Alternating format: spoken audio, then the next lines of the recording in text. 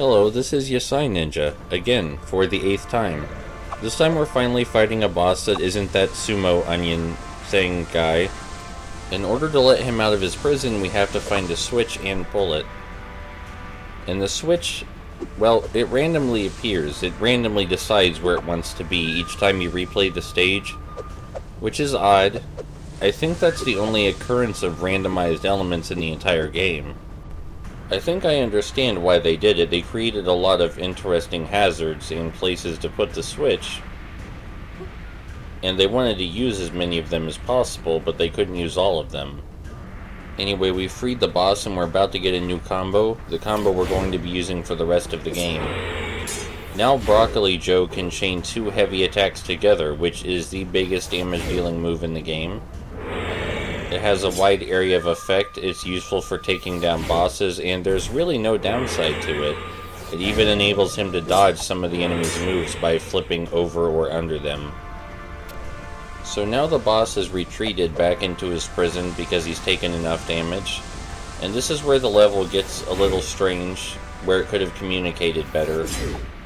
A lot of the smaller pepper enemies appear at this point, and we have to defeat them all before the next switch appears so we can free the boss again. This isn't communicated very well. There could have been a short cutscene of them talking about this, maybe. Because when my brother and I first played this boss, we had no idea what was going on. We eventually figured out you just had to defeat all the enemies to make the next switch appear. But we were confused for a while.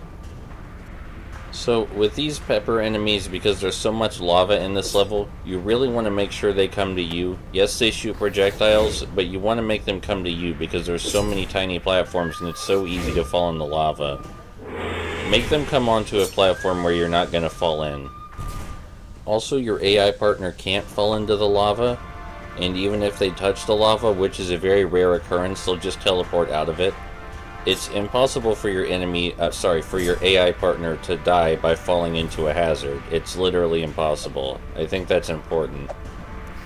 We're not so lucky though. If we touch the lava, we die instantly and have to start the stage over. So just be really, really careful. Alright, now that we've defeated all the smaller pepper enemies, the new switch has appeared. And we need to go pull it. This switch appeared behind a wall of fire, just like the first one. But I think we'll get to find a more interesting switch place before this is over. We only have to free the boss 3 times. But the trick is that each time we free the boss, he starts moving and attacking faster, making him a lot more dangerous. The safest time to attack him is after he does his spin attack, because he's vulnerable for a brief period. But with Broccoli Joe's new move, it's possible to duck under his club sometimes with our little flip. By far the most dangerous thing about this boss, as you just saw, is that he can send us flying when he spins his club in a circle.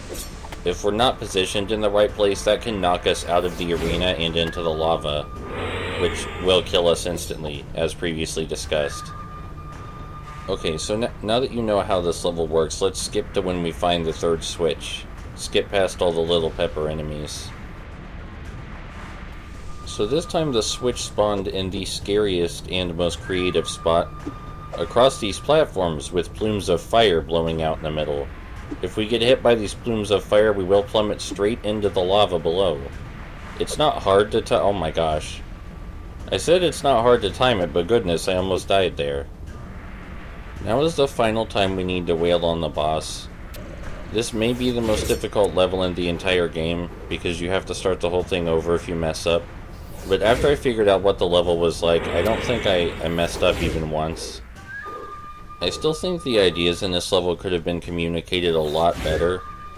It's probably the level that's most holding the game back from being recommended as just a cute diversion, because I could see this level being frustrating for a lot of people.